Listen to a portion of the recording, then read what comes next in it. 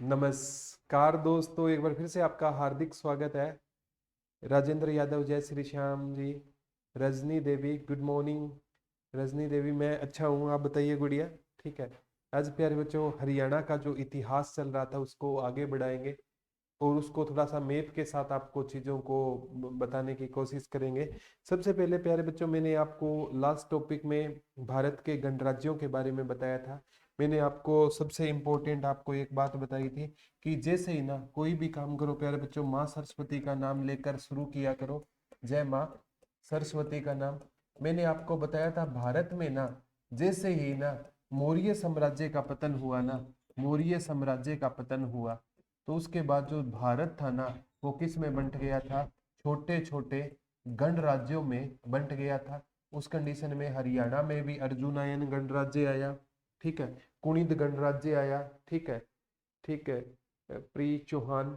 ठीक है। Thank you. Thank you. प्यारे बच्चों, इस कंडीशन में हरियाणा में भी क्या आए थे? छोटे छोटे क्या आए थे? गणराज्य आए थे। ठीक है। क्या आए थे? मोनिका शर्मा सर, आपकी मोटिवेशन शायरी सुननी तो मैंने भी, अरे कोई दिक्कत नहीं, सुना देंगे गुड़िया। ठीक है। पूनम जी नमस्ते। तो मौर्य साम्राज्य के बाद है ना भारत में क्या हो गया प्यारे बच्चों? छोटे छोटे गणराज्यों का क्या हुआ था? उदय हुआ था मौर्य साम्राज्य के पतन के बाद। और मौर्य साम्राज्य के बाद अगर कोई साम्राज्य आया है ना जिसने भारत को एकता के सूत्र में बांधा था, वो कौन था? गुप्त। गुप्त साम्राज्य। ये क्वेश्चन आपसे रट लेना कि मौर्य साम्राज्य के पतन के बाद अगर भारत को एकता के सूत्र में बांधा था तो गुप्त साम्राज्य ने बांधा था। और गुप्त साम्राज्य के संस्थापक पूछा जाता है कौन था? श्री गुप्त था। गुप्त साम्राज्य का संस्थापक कौन था प्यारे बच्चों? श्री गुप्त था। और गुप्त काल को ना भारतीय इतिहास का स्वर्ण काल कहा जाता है। क्या कहा जाता है? भारतीय इतिहास का स्वर्ण काल किस काल को कहा जाता है? गुप्त काल को कहा जाता है। और इसे कला एवं संस्कृति का, कला एवं संस्कृति का भी क्या कहा जाता है? स्वर्ण काल कहा जाता है गुप्त काल को। और प्यारे बच्चों, गुप्त काल को एक क्वेश्चन ये भी बन सकता है, और गुप्त काल को किस नाम से जाना जाता है? भारतीय इतिहास का कला एवं संस्कृति का हिंदुओं का भी स्वर्ण काल कहते हैं। किसका? हिंदुओं का भी स्वर्ण काल कहते हैं। इस वंश का संस्थापक श्री गुप्त था। नमस्ते सीमा गुड़िया। ठीक है।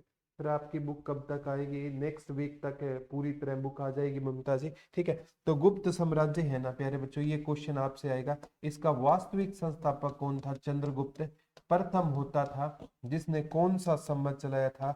गुप्त संवत चलाया था। चंद्रगुप्त प्रथम ने कौन सा संवत चलाया था प्यारे बच्चों? गुप्त संवत चलाया था। और एक इन्हीं गुप्त शासन के टाइम में ना एक यात्री आया था जिसका नाम होता था फायान। ये क्वेश्चन आता है। फायान। फायान यात्री है ना, फायान यात्री किसके टाइम में आया था? तो प्यारे बच्चों ये गुप्त वंश के टाइम में आया था। और ये कब आया था? 399 ईस्वी में आया था। और 412 ईस्वी तक ये रहा था। कब आया था? 412 ईस्वी तक ये रहने का काम करता है फायान। ये भी कौन सा यात्री था? चीनी यात्री। चीनी यात्री आते ही ना बच्चों के दिमाग में आता है हवेन स्वांग। अरे हवेन स्वांग तो प्यारे बच्चों 7वीं शताब्दी में आया था। उससे पहले 4थी शताब्दी में कौन आया था? फायान आया था। ठीक है। और प्यारे बच्चों, जैसे ही ना कहते हैं गुप्त वंश का एक शासक होता था भानुगुप्त। उसके टाइम में ना हमें क्या मिलता है? सती प्रथा के प्रमाण मिले थे भारत में। सती प्रथा के प्रमाण पहले किसके टाइम में मिले थे? में भानुगुप्त के टाइम में एरण अभिलेख में सती प्रथा के क्या मिले थे? प्रमाण मिले थे। अब जैसे ही ना गुप्त वंश का क्या हुआ प्यारे बच्चों? पतन हुआ ना। तो गुप्त वंश के पतन के बाद है ना दोबारा है ना भारत में क्या हो गए? छोटे छोटे, भारत में छोटे छोटे राज्यों का क्या हुआ था? छोटे छोटे राज्यों का या छोटे छोटे टुकड़े हो गए जिनमें नए नए क्या आए थे? शासनकर्ता आए थे। उसी टाइम है ना हरियाणा है ना जो एरिया था थानेसर, और थानेसर को उस टाइम कहा जाता था प्यारे बच्चों स्थानेश्वर कहा जाता था। क्या कहा जाता था? स्थानेश्वर। जो भारत के किस लोकेशन में है? उत्तर पश्चिम में है। यहाँ पर ना एक प्यारे बच्चों आया था वर्धन वंश आया था। कौन सा वंश आया था? वर्धन वंश आया था। तो प्यारे बच्चों अगर मैं सीधा वर्धन वंश से स्टार्ट कर दूं ना तो आपको समझ नहीं आएगा। तो वर्धन वंश का इतिहास पढ़ने से पहले आपको पता होना चाहिए वर्धन वंश है ना किस पतन वंश के पतन के कारण आया था। तो गुप्त वंश के पतन के कारण आया था। मोनिका जी नमस्ते, सोनिया जी नमस्ते, मोहम्मद सबीर हुसैन गुड आफ्टरनून, छोटे भाई पिंकी गुड़िया गुड आफ्टरनून। ठीक है, तो ये क्वेश्चन प्यारे बच्चों आगामी एग्जाम में आपसे पक्का पूछा जाएगा। चीनी यात्री हवेन स्वांग 7वीं शताब्दी में आया, फायान 4वीं शताब्दी में आया, और गुप्त वंश के पतन के बाद सब भारत है ना छोटे छोटे टुकड़ों में बंट गया था। ठीक है, और जो हरियाणा है ना, ये 2 क्वेश्चन बनेंगे। हरियाणा भारत की किस लोकेशन में है? तो हरियाणा है ना, अगर मैं भारत की बात करूं ना तो भारत के कहां पर रहेगा हरियाणा? उत्तर पश्चिम में रहेगा। कहां पर रहेगा? उत्तर पश्चिम में। और मैं ग्लोब की बात करूं ना तो ग्लोब में ना हरियाणा भारत के किस पर रहेगा? उत्तर पूर्व में रहेगा। ये दोनों लोकेशन एचएसएससी ने पूछ लिया है। हरियाणा भारत के वैसे उत्तर पश्चिम में है। मैप की बात करूं ग्लोब में है ना, हरियाणा भारत के कहाँ रहेगा? उत्तर पूर्व में रहेगा। ठीक है, अब सबसे इंपॉर्टेंट है हम क्या पढ़ेंगे? वर्धन वंश पढ़ेंगे। कौन सा वंश पढ़ेंगे? वर्धन वंश पढ़ेंगे। एचएसएससी ने यह क्वेश्चन पूछा था, वर्धन वंश को हरियाणा में किस वंश के नाम से जाना जाता है? तो वर्धन वंश को हरियाणा में पुष्यभूति वंश के नाम से जाना जाता है। आज हम पढ़ेंगे भुक्ति क्या होता है। ठीक है, विषय क्या होता है? विषयपति प्रिंस लोहान कह रहे सर मैं आपका बहुत बड़ा फैन हूँ, आप बहुत अच्छी हरियाणा इंडिया जी के जॉब लगने के बाद आपका ऑटोग्राफ लेने आऊंगा। अरे प्रिंस जी आप आ जाना, ऑटोग्राफ की कोई जरूरत नहीं है। प्यारे बच्चों आपका प्यार है ना यही हमें मोटिवेट करता है। सर अब पेपर मार्च में नहीं है ना पूजा जी, मार्च में पेपर पॉसिबल ही नहीं है। ठीक है, तो वर्धन वंश है ना इसको हरियाणा में किस नाम से जाना जाता है? पुष्यभूति वंश के नाम से हरियाणा में जाना जाता है। किस वंश के पतन के बाद आया? गुप्त वंश के पतन के बाद है। छोटे छोटे वंशों में एक वर्धन वंश आया था। तो प्यारे बच्चों ये क्वेश्चन आपसे आएगा, वर्धन वंश के इतिहास की जानकारी कौन देता है? एक तो बाण भट्ट है ना, इसकी पुस्तक रहेगी हर्षचरित्र। कौन सी रहेगी? हर्षचरित्र रहेगी। वैसे बाण भट्ट ने एक कादम्बरी भी लिखी थी, कादम्बरी पुस्तक लिखी थी। ये एक बार पूछा गया था, हर्षचरित्र ऑप्शन में नहीं था। बाण भट्ट की रचना आई थी तो कादम्बरी आई थी। क्या आई थी? हाँ कोई बात नहीं पूजा जी, आप जैसा कहोगे वैसा कर देंगे। ठीक है, मेरी भी है, मैं भी करवा दूंगा, कोई बात नहीं। बाण भट्ट की रचना कौन सी होती थी? हर्षचरित्र होती थी। कौन सी होती थी? हर्षचरित्र। और कादम्बरी किसकी रचना होती थी? बाण भट्ट की रचना होती थी। बाण भट्ट की रचना का नाम क्या होता था? हर्षचरित्र। और कादम्बरी किसकी रचना होती थी? बाण भट्ट की रचना कौन सी होती थी? हर्षचरित्र। और कादम्बरी किसकी रचना होती थी? बाण भट्ट की क्या होती थी? रचना होती थी। तो इसमें भी हमें हर्षचरित्र में प्रॉपर वर्धन वंश के बारे में हमें जानकारी मिलती है। महाराजा हर्षवर्धन की 3 रचना होती थी। नागानंद होती थी, नागानंद होती थी। और प्यारे बच्चों प्रियदर्शिका होती थी, प्रियदर्शिका होती थी। और रत्नावली होती थी। कौन सी होती थी? रत्नावली। ये भी हमें वर्धन वंश के बारे में जानकारी देती है। नागानंद हो गया, प्रियदर्शिका हो गया, रत्नावली हो गया। ये भी हमें किस वंश के बारे में जानकारी देती है? वर्धन वंश के बारे में जानकारी देती है। एक है प्यारे बच्चों एहोल अभिलेख। कौन सा अभिलेख? एहोल एहोल अभिलेख, जो रवि कीर्ति द्वारा लिखा गया था, रवि कीर्ति द्वारा। ये भी हमें वर्धन वंश के इतिहास की जानकारी देता है। एक प्यारे बच्चों कश्मीर के इतिहास पर वैसे पुस्तक लिखी गई थी जिसे कल्लण ने लिखी थी, राजतरंगिणी। कौन सी पुस्तक लिखी थी? राजतरंगिणी पुस्तक लिखी थी। और ये पेपर में आया था। राजतरंगिणी पुस्तक है ना किसके बारे में जानकारी देती है? कश्मीर के इतिहास के बारे में। और कल्लण की राजतरंगिणी भी है ना, ये भी किसकी जानकारी देती है प्यारे बच्चों? ये पुस्तक भी है ना हमें वर्धन वंश की क्या देती है? जानकारी देती है। और एक है प्यारे बच्चों महाराजा हर्षवर्धन ने ना एक बांसखेड़ा अभिलेख लिखवाया था, बांसखेड़ा ताम्र अभिलेख। ये किस में है? ताम्र अभिलेख था। बांसखेड़ा अभिलेख है ना, ये कैसा अभिलेख था? ताम्र अभिलेख था। और ये भी ना वर्धन वंश के बारे में। सर पेपर होते जाएंगे, हम बहुत परेशान हो गए हैं। ठीक है, ये गुड़िया किसी के हाथ में नहीं है। पेपर कब होंगे? साक्षी जी ओके डल जाएगी गुड़िया। पेपर कब होंगे ना, ये अगर आप अकेले की टेंशन हो ना पूजा तो आप उदास हो सकते हो। ये तो लाखों बच्चों की टेंशन है ना पेपर कब होंगे।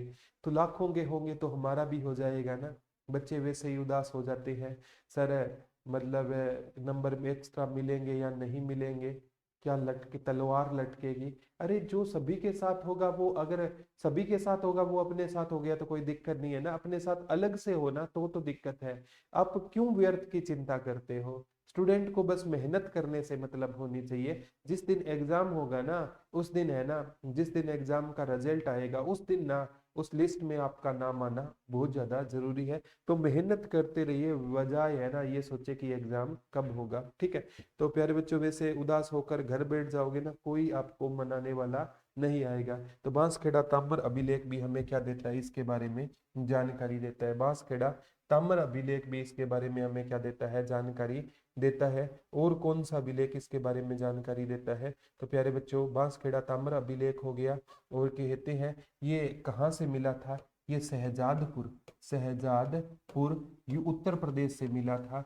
और उत्तर प्रदेश में बांसखेड़ा गांव से मिला था। ये महाराजा हर्षवर्धन ने लिखवाया था। ये सर 2 साल हो गए मुझे इस लाइन में आए। पूजा जी कोई दिक्कत नहीं, थोड़ा सा देखो, ये 1 साल और बिता लिया ना तो इससे साल आपकी जॉब गारंटी के साथ लग जाएगी। ठीक है, तो ये बांसखेड़ा अभिलेख है ना, ये महाराजा हर्षवर्धन ने लिखवाया था, यूपी में है। और ये बांसखेड़ा गांव है शहजादपुर में। ठीक है, तो ये याद कर लेना। अब बात आती है प्यारे बच्चों जो सबसे इम्पोर्टेंट है, जो बांसखेड़ा अभिलेख कहता है इस वंश का पहला राजा है ना, ये मतलब बांसखेड़ा अभिलेख में ना हर्षवर्धन के पूर्वजों की भी जानकारी मिलती है। हर्षवर्धन के पूर्वजों की जानकारी मिलती है। कहते हैं पहला एक राजा होता था, नरवर्धन होता था। क्या होता था?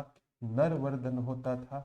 और इसका एक बेटा हुआ, राज्यवर्धन प्रथम हुआ, राज्यवर्धन प्रथम हुआ। और इसका एक बेटा हुआ, कहते हैं आदित्य वर्धन हुआ। क्या हुआ? आदित्य वर्धन हुआ। और इसका एक बेटा हुआ जिसका नाम क्या हुआ? प्रभाकर वर्धन हुआ, प्रभाकर वर्धन हुआ। कहते हैं नरवर्धन ने ना शादी की वर्जनी से। किससे शादी कर ली थी? वर्जनी से। राज्यवर्धन प्रथम ने शादी की थी अप्सरा से। और आदित्य वर्धन ने शादी की थी महासेन गुप्ता से। किससे की थी? महासेन गुप्ता से शादी की थी। और प्रभाकर वर्धन ने शादी किससे की थी? यशोमती से शादी की थी, यशोमती से शादी की थी। दोबारा बताता हूँ इस वंश में नरवर्धन के बारे में। सर CET 37 पे नहीं हो सकता मोहम्मद भाई, सच गवर्नमेंट की प्रिपरेशन कर लो। ठीक है, ये गवर्नमेंट की कोई ना साथ साथ प्रिपरेशन है प्यारे बच्चों, आप इसके साथ है ना HSSC के साथ SSC के भी तो एग्जाम दे ही सकते हो ना, कोई दिक्कत नहीं है। सर नेगेटिव मार्किंग का पेपर कैसे अटेम्प्ट करें? नेगेटिव में क्या होता है प्यारे बच्चों, जो है ना आप 1/4 नेगेटिव है ना, तो पहले तो आते हुए करो और लास्ट में तुक्का लगाना हो ना, तो प्यारे बच्चों थोड़ा सा डाउट हो उसमें तुक्का लगा सकते हो। बस आपकी वीडियो देख कर ही खुद को मोटिवेट करती हूँ। पूजा जी कोई दिक्कत नहीं, इस माहौल से खुद को बात। रेखा कह रहे हैं सर HSSC के पेपर का मैं प्लीज गाइड मी। HSSC के पेपर प्यारे बच्चों ये एग्जाम है ना मई से पहले होता दिखाई नहीं दे रहा है, जो ग्रुप डी की अगर मैं बात करूं तो। ठीक है, तो ये याद कर लेना, नरवर्धन ने वर्जनी से शादी की, राज्यवर्धन ने अप्सरा से, आदित्य वर्धन ने महासेन गुप्ता से, प्रभाकर वर्धन ने यशोमती। यहाँ से HSSC ने क्वेश्चन पूछा था कि कौन सी पुस्तक बताती है, तो वो बाण भट्ट की ना एक पुस्तक थी हर्ष चरित्र। बाण भट्ट की पुस्तक का नाम क्या था? हर्ष चरित्र। ये पुस्तक हमें क्या बताती है? तो बाण भट्ट की हर्ष चरित्र पुस्तक हमें बताती है कि प्यारे बच्चों कि प्रभाकर वर्धन की मृत्यु के बाद यशोमती माँ क्या हो गई थी? सती हो गई थी। ये क्वेश्चन आता है, ये HSSC की एक एग्जाम में आया था। कौन सी पुस्तक हमें बताती है कि बाण भट्ट की पुस्तक हर्ष चरित्र बताती है कि प्रभाकर वर्धन की मृत्यु के बाद यशोमती माँ क्या हो गई थी? सती हो गई थी। और प्रभाकर वर्धन और यशोमती की 3 संतान हुई। एक का नाम था राज्यवर्धन सेकंड। क्या नाम था? राज्यवर्धन सेकंड होता था। एक का नाम क्या होता था प्यारे बच्चों? इनकी जो बेटी होती थी उसका नाम राजश्री होता था। और एक हमारा महाराजा हर्षवर्धन। तो पूरी स्टोरी है ना महाराजा हर्षवर्धन के बारे में घूमेगी। माँ का नाम यशोमती, बहन का नाम राजश्री, पिता का नाम प्रभाकर वर्धन और भाई का नाम क्या था? राज्यवर्धन सेकंड था। ये एग्जाम में सर आप हमें आशीर्वाद दो, जल्द ही बस क्लियर हो जाए। पिंकी गुड़िया, मेरा आशीर्वाद हमेशा मेरे बच्चों के साथ होता है। और बस मेहनत है ना, गालिब अक्सर कहा करते थे मेहनत करने वालों को मत सिखाओ कि क्या सुकून होता है। मजबूरियों का वो रोना नहीं रोते जिसमें जीत का जनून होता है। तो प्यारे बच्चों हमें जीतना है, हर हाल में जीतना है, ठीक है। अब सबसे इम्पोर्टेंट है प्यारे बच्चों से, अगर आपको ना मैं मैप के हिसाब से मैं स्थिति क्लियर कर देता हूँ। मैप से है ना चीजों को आप थोड़े से लंबे टाइम तक चीजों को याद कर पाओगे, ठीक है। अब है ना मैं बताता हूँ प्यारे बच्चों, जैसे ये वर्धन वंश है ना, वर्धन वंश, वर्धन वंश, ठीक है। वर्धन वंश है ना, इसमें ना प्यारे बच्चों इसका एरिया कौन सा था, थानेसर, हरियाणा का कौन सा एरिया था, थानेसर में ये वंश है आया था। और वर्धन वंश है ना, इनकी प्रभाकर वर्धन की जो बेटी थी राजश्री है ना, उसकी शादी कर दी जाती है, जिसके पास यूपी और बिहार का एरिया था। वो मोखरी वंश का एक शासक होता था, जिसका नाम होता था प्यारे बच्चों ग्रह बर्मा होता था, ठीक है। तो ग्रह बर्मा के पास कौन सा एरिया था, यूपी और बिहार का एरिया था, मोखरी वंश का शासक होता था। और प्यारे बच्चों इस मोखरी वंश के शासक की ना, क्योंकि यूपी की सीमा है ना ये मध्य प्रदेश से टकराती है, यहाँ पर एक मालवा का शासक होता था, जिसका नाम देवगुप्त होता था। क्या होता था, देवगुप्त होता था। तो प्यारे बच्चों यूपी बिहार वाला चाहेगा ना, अगर लगते हाथ है ना इसको भी अपने में मतलब सल्टा दे, तो वो मध्य प्रदेश में आक्रमण करना चाहेंगे ना, और मध्य प्रदेश वाला सोचेगा यूपी और बिहार वाले को हटा दे। ये तो होता है ना, तन्नू मिल जाएगी, ठीक है। आज करवा देता हूँ गुड़िया, ठीक है। तो ये याद कर लेना, मालवा का शासक कौन होता था, देवगुप्त होता था। और देवगुप्त की ग्रह बर्मा से क्यों नहीं बनती थी, ग्रह बर्मा मालवा को जीतना चाहता था, मध्य प्रदेश, मालवा का पठार आपने सुना होगा, मध्य प्रदेश को सोया स्टेट कहते हैं और भारत का इथोपिया कहते हैं। यहाँ पर बच्चे है ना सबसे ज्यादा कुपोषण से मरते हैं। तो मालवा का एरिया देवगुप्त के पास होता था, और मोखरी जो यूपी का एरिया था कन्नौज बिहार, वो ग्रह बर्मा के पास होता था, मोखरी वंश का राजा होता था। और जो मालवा का शासक होता था ना देवगुप्त, इसका कहते हैं प्यारे बच्चों पश्चिम बंगाल में ना एक दोस्त होता था शशांक। ये समझोगे ना तभी चीजें क्लियर होगी। शशांक है ना, ये किस धर्म को मानता था, शैव धर्म को मानता था। और ये किस वंश का शासक होता था, गौड़ वंश का क्या होता था, शासक होता था। ये क्वेश्चन आता है। इसने महात्मा बुद्ध के एक वृक्ष को कटवा दिया था, जिसे बोधि वृक्ष कहा जाता है। तो बोधि वृक्ष को किसने कटवाया था, शशांक ने कटवाया था। आरती जी गुड आफ्टरनून, गुड़िया गुड आफ्टरनून। ये क्वेश्चन आपसे पक्का पूछा जाएगा प्यारे बच्चों। तो आगामी एग्जाम में आएगा कि जो मोखरी वंश का शासक होता था वो ग्रह बर्मा होता था, और उसकी मालवा के शासक है देवगुप्त से बनती नहीं थी। और मालवा का जो शासक होता था देवगुप्त होता था ना, तो उसकी ना प्यारे बच्चों वो उसका दोस्त होता था पश्चिम बंगाल का शासक शशांक, जो गौड़ वंश का राजा था, शैव धर्म को मानता था। बोधि वृक्ष एसएससी ने पूछा था। सर बहुत कम लाइव क्लास आती है, ये आरती श्रेणी नोटिफिकेशन नहीं आता होगा गुड़िया आपके पास। सर मैंने कहा था टेक्निकल टीम से, ठीक है। नहीं गुड़िया मैं कर डलवा देता हूँ, कोई दिक्कत है नहीं है, ठीक है। एक्सट्रीमली सॉरी अगर आपको कोई आई टू हुई तो, लेकिन डल जाएगी, कोई दिक्कत है नहीं है, ठीक है। तो ये याद कर लेना प्यारे बच्चों, उत्तर प्रदेश और बिहार का एरिया किस वंश के साथ था, मोखरी वंश का राजा ग्रह बर्मा था। और इसकी मालवा के शासक मध्य प्रदेश से दुश्मनी होती थी, क्योंकि एक दूसरे को जीतना चाहते थे। और उधर पश्चिम बंगाल का एरिया शशांक के पास होता था, शैव धर्म को मानता था। इतनी चीजें क्लियर हो गई ना प्यारे बच्चों, फिर आगे की चीजें आपको समझ आएगी। अब दोबारा हम अपने टॉपिक पर चलते हैं। तो सबसे इम्पोर्टेंट है जो वर्धन वंश है ना, ठीक है। एचएसएससी पूछती है इसको हरियाणा में किस नाम से जाना जाता है, तो हरियाणा में इसे पुष्य भूति वंश के नाम से जाना जाता है। एचएसएससी ने ये क्वेश्चन पूछा था कि स्थानेश्वर के शिव मंदिर का निर्माण किसने करवाया था, स्थानेश्वर के शिव मंदिर का निर्माण। तो स्थानेश्वर के शिव मंदिर का निर्माण किसने करवाया था, पुष्यभूति ने करवाया था। किसने करवाया था, स्थानेश्वर के शिव मंदिर का निर्माण किसने करवाया था, पुष्यभूति ने स्थानेश्वर के शिव मंदिर का निर्माण करवाया था। और अगर आपसे पूछे स्थानेश्वर के शिव मंदिर का पुनर्निर्माण किसने करवाया था, पुनर्निर्माण किसने करवाया था, तो इस मंदिर का जो पुनर्निर्माण का काम है ना, वो सदाशिवराव भाऊ ने करवाया था। किसने करवाया था, शिवराव सदाशिवराव भाऊ ने इस मंदिर का क्या करवाया था, पुनर्निर्माण करवाया था। स्थानेश्वर के शिव मंदिर का निर्माण किसने करवाया था, तो स्थानेश्वर के सर आपने मेरे एक भी मोनिका शर्मा जी अब आपके मैसेज गुड़िया आ रहे हैं, ठीक है। ओके बंसी, थोड़ा सा हो जाएगी चीजें ठीक, कोई दिक्कत नहीं, वॉल्यूम कम है और मेरे हिसाब से वॉल्यूम सही आ रही है। ठीक है, तो स्थानेश्वर के शिव मंदिर का पुनर्निर्माण सदाशिवराव भाऊ ने करवाया था। ठीक है, तो स्थानेश्वर में एक बार पूछा गया था किसका मंदिर है, तो भगवान शिव और पार्वती का मंदिर है। वहां पर किसका मंदिर रहेगा, भगवान शिव और माता पार्वती का क्या रहेगा, मंदिर रहेगा।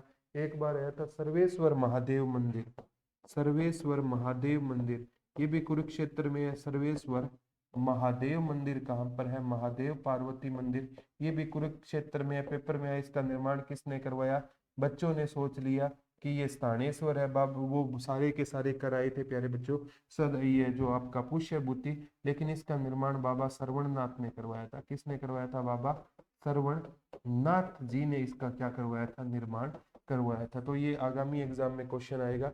वर्धन वंश का संस्थापक कौन होता था, पुष्य भूति होता था। और प्यारे बच्चों ये आता है स्थानेश्वर के शिव मंदिर का निर्माण पुष्य भूति ने करवाया, पुनर्निर्माण सदाशिवराव भाऊ ने करवाया। ये भगवान शिव और पार्वती से संबंधित था। सर्वेश्वर महादेव पार्वती मंदिर का निर्माण बाबा श्रवणनाथ जी ने करवाया। कुरुक्षेत्र में है तो कंफ्यूज है मत होना। ठीक है, तो वर्धन वंश का संस्थापक वैशक पुष्यभूति था, लेकिन इस वंश का पहला प्रतापी राजा है ना, वो कौन होता था, प्रभाकर वर्धन होता था। इस वंश का पहला प्रतापी राजा कौन होता था, प्रभाकर वर्धन होता था। कहते हैं 580 ईस्वी से लेकर ना 605 ईस्वी तक कौन रहा था, प्रभाकर वर्धन है था। तो इस वंश का ना वास्तविक संस्थापक आए तो भी प्रभाकर वर्धन होता था। और इस वंश का पहला शक्तिशाली राजा पूछे तो प्रभाकर वर्धन का। HSSC ने टेन्योर पूछा था 580 से लेकर 605 तक। इससे पहले मिल जाएगी आरती जी, लाइव नहीं वो रिकॉर्डेड में चली जाती है गुड़िया। ठीक है, तो इस प्रभाकर वर्धन ने 580 से लेकर 605 तक क्या किया था, शासन किया था। किसने किया था, प्रभाकर वर्धन ने किया था। 580 से लेकर कब तक शासन किया था, 605 तक इसने क्या किया था, शासन किया था। 580 से लेकर 605 तक राजा कौन था, प्रभाकर वर्धन था। कहते हैं इसको वास्तविक क्यों कहा जाता है, क्योंकि इसने ना एक तो परमार भट्ट की उपाधि धारण की थी, परमार भट्ट की उपाधि धारण की थी, और एक महाराजा धीराज, महाराजा धीराज की उपाधि धारण की थी। परमार भट्ट की उपाधि धारण की थी, महाराजा धीराज की उपाधि धारण की थी, और इसने हुणों को हराया था। ये क्वेश्चन HSSC का फेवरेट है कि महाराजा हर्षवर्धन के टाइम में कौन सी जाति आक्रमण करती थी, हुण। ठीक है, मोनिका कह रही है शर्मा जी सर ये मैं ये बोल रही थी कि मेरे CET में 43 मार्क्स है, पर मैं जर्नल में हूँ इसलिए क्लियर नहीं हुआ, और मैं और क्या कर सकती हूँ। ठीक है, ग्रुप डी की गुड़ी आप तैयारी कर सकते हो। ग्रुप डी में एक सिंगल पेपर है अभी आपके पास है, टाइम है थोड़ा सा ना, अच्छे से आपने तैयारी की ना तो ग्रुप डी में कोई सेकंड एग्जाम नहीं होगा। ठीक है, तो थोड़ा सा आप मानकर चलो प्यारे बच्चों, कोई दिक्कत है वाली बात नहीं है, थोड़ा सा पढ़ते जाओ। ठीक है, गुड आफ्टरनून सर जी, कोमल जी गुड़िया गुड आफ्टरनून। ठीक है, तो प्रभाकर वर्धन इस वंश का प्रतापी राजा होता था। 580 से लेकर 605 ईस्वी तक प्रभाकर वर्धन रहा था। अब क्वेश्चन सबसे इंपॉर्टेंट और क्या बन सकता है, 580 से 605 तक कौन रहा था, प्रभाकर वर्धन रहा था। और कहते हैं प्रभाकर वर्धन के टाइम में ना कि 605 ईस्वी में क्या हो गया, स्थानेश्वर में विद्रोह हो गया। कहाँ विद्रोह हो गया था, स्थानेश्वर में विद्रोह हो गया था। स्थानेश्वर को क्या कहा जाता है, थानेसर। और इसने अपने बड़े बेटे को भेजा जिसका नाम क्या था, राज्यवर्धन सेकंड था। क्या था, राज्यवर्धन सेकंड को भेजा, और राज्यवर्धन सेकंड ने इस विद्रोह को क्या कर दिया, इस विद्रोह को दबा दिया। लेकिन जैसे इसने इस विद्रोह को दबाया ना तो इसको सूचना मिलती है कि ना, इसको क्या सूचना मिली थी, इसको एक सूचना मिलती है। क्या सूचना मिली थी इसको, कि ये जब जैसे ही विद्रोह को दबा कर आया ना, इसको पता चलता है कि पीछे से इसके पिता प्रभाकर वर्धन की क्या हो गई, मृत्यु हो गई, और यशोमती माँ क्या हो गई, सती हो गई। तो सती प्रथा के पहले प्रमाण हमें गुप्त वंश के शासक भानुगुप्त के टाइम में एरन अभिलेख में मिलते हैं। लेकिन ना, ठीक है, कब होंगे सर फॉर्म, मोनिका शर्मा जी आपने शायद CET का भरा तो बहुत भरे हैं, तो आपको नहीं भरने पड़ेंगे और दोबारा ही ओपन होंगे। कृष्ण जी के हेलो सर गुड आफ्टरनून, मेरे पास हिंदी इंग्लिश और रीजनिंग की क्लास। ठीक है, ये हो सकता है ये अपडेट कर लो, बाकी चीजें हो जाएगी, कोई दिक्कत नहीं है, मैं चेक करवा लूंगा। ठीक है, तो कहते हैं प्यारे बच्चों जैसे राज्यवर्धन है ना, इसको भेजा गया विद्रोह को दबाने के लिए, विद्रोह को दबाने में कामयाब हुआ। आकर देखता है तो प्रभाकर वर्धन की क्या हो जाती है, मृत्यु। और यशोमती माँ क्या हो गई थी प्यारे बच्चों, सती हो गई थी। यशोमती माँ क्या हो गई थी, सती हो गई थी। अब इसके पास क्या बचा था, कोई रास्ता नहीं बचा था बेचारा। 605 में ना क्या बनना पड़ा, 605 ईस्वी में राजा कौन बना प्यारे बच्चों, राज्यवर्धन सेकंड राजा बना। राज्यवर्धन सेकंड राजा बना। ये राजा बनते ही ना इसको पता चलता है, मैंने आपको बताया था कि मालवा का शासक कौन होता था, मालवा का शासक कौन होता था प्यारे बच्चों, देवगुप्त। उसने ना क्या किया प्यारे बच्चों, इसके बहनोई या जीजा की हत्या कर दी। जो यूपी और बिहार का शासक होता था मोखरी वंश का, गृह वर्मा, क्या होता था, गृह वर्मा। मैंने मैप से चीजों को आपको क्लियर किया था, ठीक है। और मैंने आपको बताया था प्यारे बच्चों, ये जैसे ही राजा बनता है ना थानेसर का, तो इसको पता चलता है कि मोखरी वंश जो इसका ना राजश्री की, इन्होंने अपनी बहन की शादी किससे की थी, तो इन्होंने अपनी बहन की शादी जो राजश्री थी उसकी शादी किससे कर दी थी, मोखरी वंश के शासक से कर दी थी, गृह वर्मा से। तो मालवा का शासक देवगुप्त है ना, इसने गृह वर्मा को क्या कर दिया था, मार दिया था। क्या कर दिया था, मार दिया था, ठीक है। प्रिंस कह रहा है सर मैं ग्रुप डी में लगने के बाद BMW में जाऊंगा और प्रिंसिपल स्प्लेंडर पर आएगा। कोई दिक्कत नहीं, पद से कोई, गाड़ी से कोई प्रिंस भाई छोटा बड़ा नहीं होता है, ठीक है। मतलब बड़ा इंसान वो है जो अपने पास बैठे इंसान को कभी छोटा महसूस ना होने दे, ठीक है।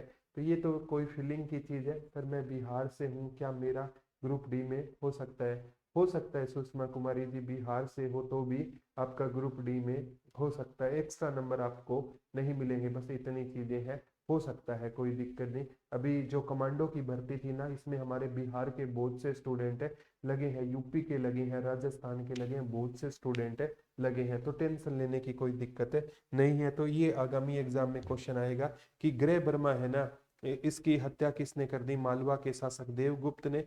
अब क्या किया प्यारे बच्चों, जैसे ही राज्यवर्धन सेकंड राजा बना ना, राज्यवर्धन सेकंड 605 में मजबूरी में राजा बना, इधर अपने पिता प्रभाकर वर्धन को खो दिया, माँ यशोमती को खो दिया, बहनोई किसको खो दिया, गृह वर्मा को। और इसने ना अपने बहनोई की मौत का बदला लेने के लिए राज्यवर्धन ने मालवा के शासक देवगुप्त पर क्या कर दिया, आक्रमण कर दिया, और इसको क्या कर दिया प्यारे बच्चों, मार दिया। अब क्या है, इसने ना राज्यवर्धन सेकंड ने अपने बहनोई की मौत का बदला किससे ले लिया, देवगुप्त से ले लिया। मालवा के शासक किसको मार दिया, देवगुप्त को मार दिया। अब इसका अच्छे वाला दोस्त कौन होता था, शशांक होता था। शशांक को इस बात पर गुस्सा आ गया, उसने अपने दोस्त की मौत का बदला लेने के लिए ना, कहते हैं राज्यवर्धन सेकंड को कहा कि मैं आपसे ना अपनी बहन की क्या करना चाहता हूँ, शादी करना चाहता हूँ। प्यारे बच्चों, हरियाणा वाले फीलिंग में आ जाते हैं, क्योंकि शादी होती कम है, और शादी का ऑफर सामने से आए ना, वो भावनाओं में बह जाते हैं। राज्यवर्धन को भी लग रहा था, गुड आफ्टरनून हर जी, ठीक है, राज्यवर्धन को भी लग रहा था कि पिता चला गया, माँ चली गई, जीजा जी चले गए, अब शादी करके वंश को मैं बढ़ाऊं। तो ये है ना, मतलब शशांक के पास पश्चिम बंगाल चला जाता है, और शशांक अच्छे से इसकी खातिरदारी करता है, और प्यारे बच्चों खाना वाना खिलाता है। जैसे ये आराम कर रहा था ना, तो इसको परमानेंटली राज्यवर्धन को आराम करवा दिया, किसने प्यारे बच्चों, शशांक ने इसको आराम करवा दिया, ठीक है। यानी इसको क्या कर दिया, सही चलिए क्या गलत से, ठीक है। यहाँ पे देखो वो बंद हो गई LED, ठीक है, यहाँ सही चले, ठीक है। तो यहाँ पर क्या होता है प्यारे बच्चों, शशांक को क्या कर दिया, शशांक है ना, शशांक ने किसको मार दिया, धोखे से राज्यवर्धन को मार दिया। अब चीजों को मैं आपको समझ आई होगी, दोबारा चीजों को मैं थोड़ा सा आपको बताता हूँ, ठीक है। कि सबसे इम्पोर्टेंट है कि राज्यवर्धन 605 ईस्वी में कौन राजा बना, तो 605 ईस्वी में राज्यवर्धन क्या बनता है, राजा बनता है। और जैसे ही राजा बनता है, इनको सूचना मिलती है कि जो मालवा का शासक था ना, देवगुप्त, उसने इसके जीजा जी किसको मार दिया, गृह वर्मा को मार दिया। तो इसने गृह वर्मा पर अटैक किया, और गृह वर्मा को इसने क्या कर दिया प्यारे बच्चों, मतलब मालवा का शासक देवगुप्त ने गृह वर्मा को मार दिया। और इसने क्या किया, राज्यवर्धन ने क्या किया, राज्यवर्धन ने ना अपने जीजा जी की मौत का बदला लेने के लिए ना क्या किया प्यारे बच्चों, आक्रमण किया। किस पर आक्रमण किया, देवगुप्त पर आक्रमण किया, और देवगुप्त को क्या कर दिया, मार दिया। अब देवगुप्त का ना क्या था, दोस्त था, जिसका नाम क्या था, शशांक।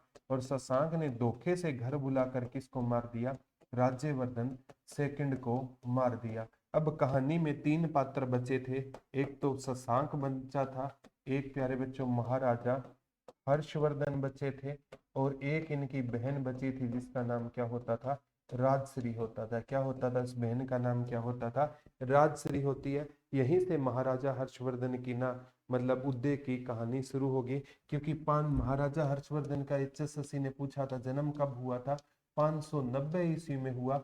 और गद्दी पर कब बैठे, तो महाराजा हर्षवर्धन गद्दी पर 606 ईस्वी में बैठे। 16 साल का बच्चा गद्दी पर बैठता है। किस शताब्दी में जन्म हुआ, तो जन्म 6ठी शताब्दी में हुआ। गद्दी पर किस शताब्दी में बैठे, 7वीं शताब्दी में ये गद्दी पर बैठे। जन्म किस शताब्दी में हुआ, 6ठी शताब्दी में। और गद्दी पर कब बैठे थे, 7वीं शताब्दी में ये गद्दी पर बैठे थे। अब प्यारे बच्चों आज के टाइम में एक 16 साल के लड़के से देख लो क्या कर पाएंगे, कुछ नहीं कर पाते। महज 10th क्लास करते हैं और ये 16 साल का राजा बन गया। अगर ये बड़ी उम्र में राजा बनता ना, तो ये सोचता कि शशांक जो शैव धर्म को मानता है, बोधि वृक्ष कटवा दिया, तेरे भाई को मार दिया, तू क्या जीत पाएगा। लेकिन छोटी एज में ना इसने सोचा अगर हार गया तो लोग कहेंगे कि बच्चा था हार गया, अगर जीत गया ना तो इतिहास पलटा जाएगा। तो प्यारे बच्चों इतिहास लिखने वाले लोग हैं ना, वो मजबूरियों का रोना नहीं रोते। जो मजबूरियां होती है ना प्यारे बच्चों, जो जिम्मेवारी होती है, वो इंसान को टाइम से पहले है ना मतलब बड़ा कर देती है। किसी बच्चे के माँ बाप का साया बचपन में उठ जाए ना, तो टाइम से पहले वो इंसान बड़ा हो जाता है और खुशी क्या होती है वो भूल जाता है। और वो जिम्मेवारी निभाते निभाते है ना अपने मतलब भाई बहन को पढ़ाता है, और कल को वही भाई बहन कहते हैं तूने हमारे लिए क्या किया। तो ये आज का परिप्रेक्ष्य है। लेकिन महाराजा हर्षवर्धन ने ना जिम्मेवारी को बखूबी से निभाया और 590 में जन्म हुआ, 606 में गद्दी पर बैठे। और कहते हैं प्यारे बच्चों गद्दी पर बैठते ही ना इसको अपने भाई की मौत का बदला किससे लेना था, शशांक से। इसने शशांक पर आक्रमण किया और शशांक को कहते हैं हरा दिया। और शशांक है ना इसके डर से बंगाल छोड़कर भाग गया। और अब है ना इसको ना अपनी बहन राजश्री को सती होने से क्या करना था, बचाना था। तो राजश्री को ये ढूंढने के लिए कहते हैं राजश्री विंध्याचल के जंगलों में भाग गई थी, और विंध्याचल के जंगलों से राजश्री को ये ढूंढ कर निकालता है। ये कहते हैं राजश्री के पास अगर 1 मिनट और ना जाता ना तो वो सुसाइड कर लेती। कहता है इसने राजश्री को रोका, और राजश्री कहते हैं कि बहन कि भाई तू मेरे को सती होने से मत रोक, मैंने मेरी माँ को रोका था लेकिन उन्होंने अपना धर्म निभाया था, वो सती हो गई, तू मेरे को मत रोक।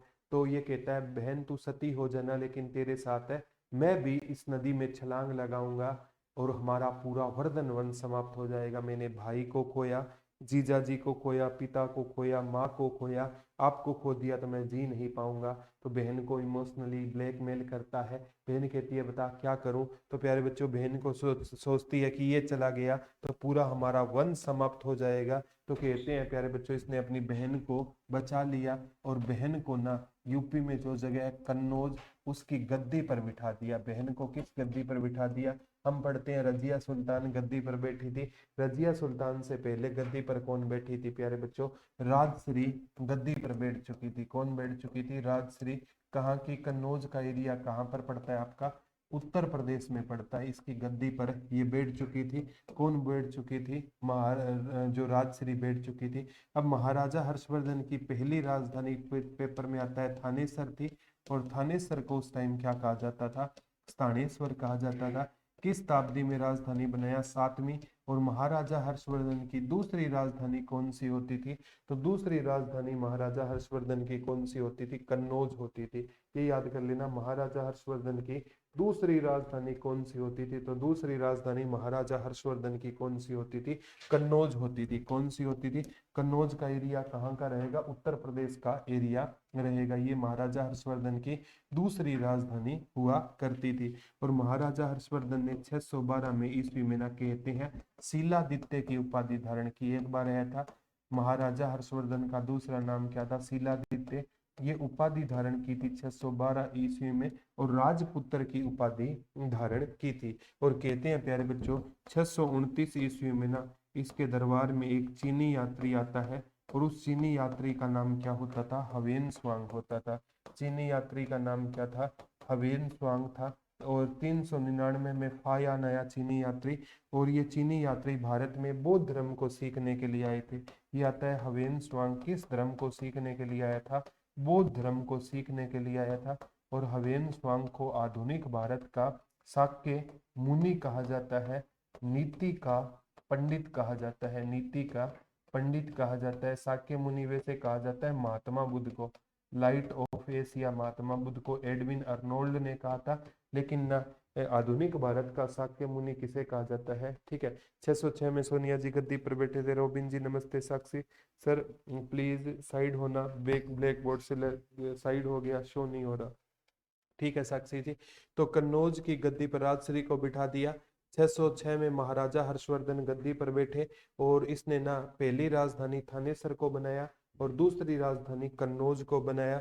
और 612 में शिलादित्य की उपाधि धारण की। 629 में चीनी यात्री आया ह्वेन त्सांग, जिसे नीति का पंडित कहा जाता है और यात्रियों का राजकुमार कहा जाता है। ह्वेन त्सांग को क्या कहा गया? यात्रियों का राजकुमार भी किसको कहा गया? ह्वेन त्सांग को कहा। और ये हरियाणा में बौद्ध धर्म या भारत में बौद्ध धर्म सीखने के लिए आया। एक बार HSSC ने पूछा ये हरियाणा में कब आया? 634 ईस्वी में। और 644 ईस्वी तक ये कहाँ रहा? हरियाणा में रहा। ये हरियाणा में कब आया? 634 ईस्वी में हरियाणा में आया और 644 ईस्वी तक ये हरियाणा में रहा। ठीक है सर, इस बैच में almost math reasoning English Hindi की क्लास हो चुकी है। मैंने बैच 2-4 दिन पहले लिए, तो क्या मुझे ये सारी क्लास लाइव मिलेगी क्या? कमल जी ये जितनी क्लासें हैं ना अभी एग्जाम तक है, आपको ये जितना रिमेनिंग है ना वो आपको क्या मिलता रहेगा? लाइव मिलता रहेगा। ये बैच है ना एग्जाम तक है चलाएंगे, फिर रिवीजन करवा देंगे, कोई दिक्कत है नहीं है। कोमल जी एक छोटी सी मैं बात आपसे शेयर करना चाहता हूँ। अभी इस बैच में ना हजारों बच्चों ने एनरोल कर रखा है और लाइव इस टाइम है ना मेरी क्लास में अभी 450 लाइव है। ठीक है, तो प्यारे बच्चों मोर देन 700 बच्चों के लिए ये क्लास है ना क्या हो जाएगी? 5 मिनट बाद मेरा लेक्चर होते ही रिकॉर्डेड हो जाएगी। तो टेंशन मत लिया करो कौन सी लाइव है कौन सी रिकॉर्डेड है। ठीक है, आपका सिलेबस बहुत अच्छे से हो जाएगा, रिवीजन भी। फिर क्लास मॉर्निंग में किस टाइम स्टार्ट होती है? मैंने न्यू बैच लिया है। आरती जी आप टाइम टेबल के सेक्शन में चेक कर सकते हो गुड़िया। ठीक है, मेरे से पहले गुरप्रीत सर की भी क्लास होती है। ठीक है, सारी क्लास का टाइम टेबल मिल जाएगा आरती गुड़िया। ठीक है, तो ये याद कर लेना 634 से 44 तक ह्वेन त्सांग हरियाणा में रहा। 629 में आया और ह्वेन त्सांग अपनी पुस्तक सीयूकी में पेपर में आया था। किसकी महिमा का वखान किया था? थानेसर की। और ये भी कहता है कि हरियाणा है ना बड़ा समृद्ध प्रांत था, लेकिन हरियाणा में मेरे को लूट लिया गया। इसने ये भी कहा था हरियाणा में ना मेरे को लूट लिया गया था। और सोनिया जी 634 से 44 सही है। तो ये चीजें आपको नोट करनी है प्यारे बच्चों। और महाराजा हर्षवर्धन का जो दोस्त था ना वो कौन होता था? बाण भट्ट होता था। बाण भट्ट की रचना है ना, ये पेपर में आया था। महाराजा हर्षवर्धन का दोस्त और दरबारी कवि कौन होता था? तो बाण भट्ट होता था। महाराजा हर्षवर्धन का दोस्त भी होता था और महाराजा हर्षवर्धन का दरबारी कवि भी होता था। कौन होता? महाराजा हर्षवर्धन का दोस्त भी होता था और दरबारी कवि कौन होता था? बाण भट्ट है ना, ये महाराजा हर्षवर्धन का दोस्त भी होता था और क्या होता था? दरबारी कवि था। हाँ सोनिया जी बिल्कुल सही बोल रहे हो आप। ठीक है, तो ये चीजें आपको याद करनी है। अब सबसे इंपॉर्टेंट आती है प्यारे बच्चों, जो महाराजा हर्षवर्धन है ना, ठीक है, इसने ना ये सोचा, ठीक है, वो इसकी रचना है ना 3 याद कर लेना। एक तो रत्नावली रहेगी, एक नागानंद रहेगी, नागानंद रहेगी, और एक कौन सी रहेगी? नागानंद रहेगी, और एक कौन सी रहेगी प्यारे बच्चों? प्रियदर्शिका रहेगी। कौन सी रचना रहेगी? प्रियदर्शिका रहेगी। इतिहासकार कहते हैं जितना इसकी कलम में ताकत थी ना, जितना हर्षवर्धन की तलवार में ताकत थी ना, उतना ही ताकत महाराजा हर्षवर्धन के किस में थी? कलम में थी। लेकिन ना कुछ इतिहासकार कहते हैं ये रचना है ना इसकी खुद की नहीं थी, दरबारियों ने लिखी थी और इसने उनसे जबरदस्ती अपने नाम पर करवा लिया। अगर एग्जाम में आए ना कि ये किसकी रचना थी, आप भावुक मत हो जाना कि गुरुजी दरबारियों ने लिखी थी, नंबर कट जाएंगे, मधुबन वाली ट्रेनिंग रुक जाएगी। ठीक है, आपको भी करना है महाराजा हर्षवर्धन ने लिखी थी। वहां पर आप है ना ये मत बन जाना कि हमें न्याय करना है। ठीक है, तो न्याय करने के लिए भगवान शनिदेव महाराज बैठे हैं। तो रत्नावली नागानंद प्रियदर्शिका किसकी रचना है? तो महाराजा हर्षवर्धन की क्या रहेगी? ये रचना रहेगी। अब कहते हैं कि महाराजा हर्षवर्धन है ना इसने ना ये उत्तर भारत पर, देखो उत्तर भारत में हरियाणा को जीता, यूपी को जीता, बिहार को जीता, मध्य प्रदेश को जीता, बंगाल को जीता। अब ये ना दक्षिण भारत में जाना चाहता था। किस भारत को जीतना चाहता था? दक्षिण भारत को जीतना चाहता था। थोड़ा सा मैप आपके लिए क्लेरिफाई हो जाएगा। जो ये एरिया था ना, ठीक है, ये वाला एरिया, ठीक है, ये वाला एरिया, ठीक है, उसको जीतना कौन चाहता था? ये। और इधर वाले एरिया पर है ना एक चालुक्य नरेश होता था, चालुक्य नरेश होता था, जिसका नाम क्या होता था? पुलकेशियन द्वितीय होता था। क्या नाम होता था? पुलकेशियन द्वितीय। पुलकेशियन द्वितीय कौन होता था? चालुक्य नरेश होता था। कहते हैं प्यारे बच्चों, महाराजा हर्षवर्धन है ना, इस पर है ना, इसने दक्षिण भारत पर अटैक किया 634-35 ईस्वी में। और कहते हैं इसको नर्मदा नदी के किनारे महाराजा हर्षवर्धन को किसने हराया था? पुलकेशियन द्वितीय ने हराया था। ये पेपर में आता है प्यारे बच्चों। इसकी जानकारी ना तो बाण भट्ट की हर्षचरित्र ने दी, ना सीयूके ने दी। तो इसकी जानकारी हमें कौन सा अभिलेख देता है? ए होल अभिलेख, जो रवि कीर्ति ने लिखा था। इसकी जानकारी देता है कि महाराजा हर्षवर्धन को किसने हरा दिया था? पुलकेशियन द्वितीय ने हराया। कब हराया? 634-35 में। किस नदी के किनारे हरा दिया था? तो प्यारे बच्चों, नर्मदा नदी के किनारे महाराजा हर्षवर्धन को किसने हरा दिया था? पुलकेशियन द्वितीय ने हरा दिया था। इसकी जानकारी हमें कौन सा अभिलेख देता है? रवि कीर्ति का एहोल अभिलेख इसकी हमें क्या देता है? जानकारी देता है। ये आगामी एग्जाम में ये क्वेश्चन आपसे 101% देखने को पक्का मिलेगा, ठीक है। रत्नावली नागानंद प्रियदर्शी का इनकी रचना होती थी। और ये चालुक्य नरेश होता था, जिसका नाम क्या होता था? पुलकेशियन द्वितीय हुआ करता था। यहाँ से आगामी एग्जाम में आपको क्वेश्चन पक्के देखने को मिलेंगे। इसने महाराजा हर्षवर्धन को हरा दिया था। क्योंकि ये अगर पूछे बाण भट्ट की हर्षचरित्र क्यों जानकारी नहीं देती है, इसलिए जानकारी नहीं देती है, जो दरबारी कवि है वो है ना राजा की हमेशा अच्छा ही लिखते थे, तभी उनको पेंशन मिलती थी। संडे को मोनिका गुड़िया छुट्टी होती है। Anju good afternoon. सोनिया ए हो अभिलेख, बिल्कुल सही बोल रहे हो, ठीक है। तो ये आपको याद रखना है। इसके बाद कहते हैं महाराजा हर्षवर्धन है ना कभी दक्षिण भारत की ओर नहीं जाएंगे। और महाराजा हर्षवर्धन ने ना, ये क्वेश्चन आता है, कुंभ के मेले की शुरुआत की थी। कुंभ के मेले की शुरुआत करने वाला शासक कौन होता था? महाराजा हर्षवर्धन होता है। जो कितने वर्ष बाद लगता है? 12 वर्ष बाद लगता है। एक आता है महाराजा हर्षवर्धन के टाइम पर कौन सी जाति भारत पर आक्रमण करती थी?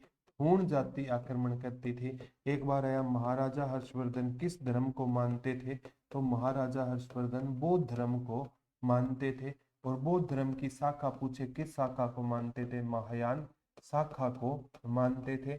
और कहते हैं महाराजा हर्षवर्धन प्रत्येक 5 वर्ष बाद है ना प्रयाग में एक सभा का आयोजन किया करवाते थे, जिसे महामोक्ष परिषद बोलते थे। महामोक्ष परिषद बोलते थे। महाराजा हर्षवर्धन प्रत्येक 5 वर्ष बाद एक सभा का आयोजन करवाते थे प्रयाग में, जिसे महामोक्ष परिषद बोलते थे। कहते हैं एक बार ना इन्होंने एक विशाल सभा का आयोजन करवाया। किसका आयोजन करवाया? विशाल सभा का आयोजन करवाया था महाराजा हर्षवर्धन ने। क्या करवाया था? विशाल सभा का, जिसमें सभी धर्मों के लोग आए थे। और इस सभा का आयोजन कहाँ पर करवाया था इन्होंने? कहते हैं प्रयाग में करवाया था। कहाँ पर करवाया था? प्रयाग में। यानी महाराजा हर्षवर्धन बेशक बौद्ध धर्म को मानते थे, लेकिन ये सभी धर्मों का क्या करते थे? आदर। सर मेरे घर वाले ये कहते हैं कि मैं कुछ नहीं कर सकती बिकॉज मेरा एज डेट नहीं हुआ है। मैंने, अरे कोई बात नहीं मोनिका जी, देखो मैं एक बात कहता हूँ, लगातार मिल रही असफलताओं से निराश नहीं होना चाहिए। कभी कभी गुच्छे की जो आखिरी चाबी भी होती है प्यारे बच्चों, वो भी ताला खोल देती है, ठीक है। एक दो एग्जाम क्लियर नहीं हुई, क्या कुंभ का मेला थोड़ी है 12 साल बाद आएगा? प्यारे बच्चों, असफलता होती है ना, ये हमें मजबूत करती है। और जिस दिन सफल, पहले अटेम्प्ट में अगर सफल हो गए, जॉब लग गई ना, उस जॉब की आप जिंदगी में कभी कदर नहीं करोगे। तो इस बात का आपको ध्यान रखना है। कुंभ के मेले की शुरुआत की हूण जाति आक्रमण करती थी, इसने हराया था। बौद्ध धर्म की महायान शाखा को मानता था। 5 वर्ष बाद प्रयाग में महामोक्ष परिषद का आयोजन होता था। एक बार एक विशाल सभा का आयोजन करवाया प्रयाग में, जिसमें सभी धर्मों के लोग आए थे, ठीक है। तो प्यारे बच्चों, ये है ना, आगामी एग्जाम में भी क्वेश्चन आपसे पूछा जा सकता है कि इसने ना वो विशाल सभा का आयोजन करवाया था, वो कन्नौज में करवाया था। ये याद कर लेना। विशाल सभा का आयोजन करवाया था वो तो कन्नौज में करवाया था। और 5 वर्ष बाद ये आयोजन करवाता था, कहाँ पर करवाता था, प्रयाग में करवाता था। सर मैं बहुत परेशान हूँ, आपसे बात नहीं होती है सर जी, बात नहीं, कोई ना, इस लेक्चर के बाद है ना, आप बोल देना टीम को, बात करवा देंगे, इस लेक्चर के तुरंत खत्म होते ही बोल देना, कॉल कर लेना। 5 वर्ष बाद प्रयाग में सभा होती थी, और एक विशाल सभा हुई थी वो कन्नौज में हुई थी, ये याद कर लेना। और महाराजा हर्षवर्धन के टाइम में ना, जो छोटे छोटे है ना राज्य होते, उन्हें क्या कहा जाता था, भुक्ति कहा जाता था। और भुक्ति को संभालने के लिए, भुक्ति के नीचे क्या होता था, एक विषय होता था। और विषय को कौन संभाला करता था, विषयपति संभाला करता था। ये क्वेश्चन आपसे याद कर सकते हो। एक छोटे छोटे राज्य भुक्ति में बटे होते थे, और भुक्ति से नीचे विषय होता था, और विषय को कौन संभालते थे, विषयपति संभाला करते थे। ये क्वेश्चन आपसे पूछा जा सकता है। 634-35 में महाराजा हर्षवर्धन को किसने हराया, चालुक्य नरेश पुलकेशियन द्वितीय ने महाराजा हर्षवर्धन को हरा दिया। और कहते हैं 647 ईस्वी में महाराजा हर्षवर्धन की क्या हो गई थी, मृत्यु हो गई। ये भी क्वेश्चन आ सकता है, महाराजा हर्षवर्धन की मृत्यु कब हुई, 647 ईस्वी में हुई। और महाराजा हर्षवर्धन की मृत्यु के बाद भारत में कौन सा वंश आया था, गुज्जर प्रतिहार वंश आया था। महाराजा हर्षवर्धन की मृत्यु के बाद भारत में कौन सा वंश आया था, गुज्जर प्रतिहार वंश आया था। ये आगामी एग्जाम में क्वेश्चन आ सकता है। दोबारा मैं रिपीट कर देता हूँ जो क्वेश्चन आए हैं। महाराजा हर्षवर्धन का जन्म 590 ईस्वी में हुआ, गद्दी पर 606 ईस्वी में कहां पर बैठे, गद्दी पर बैठे। 612 में शीलादित्य की या राजपुत्र की उपाधि धारण की। 629 में इसके दरबार में कौन आया, हवेन स्वांग आया। हवेन स्वांग हरियाणा में 634 से 644 तक हवेन स्वांग कहाँ रहा, हरियाणा में रहा।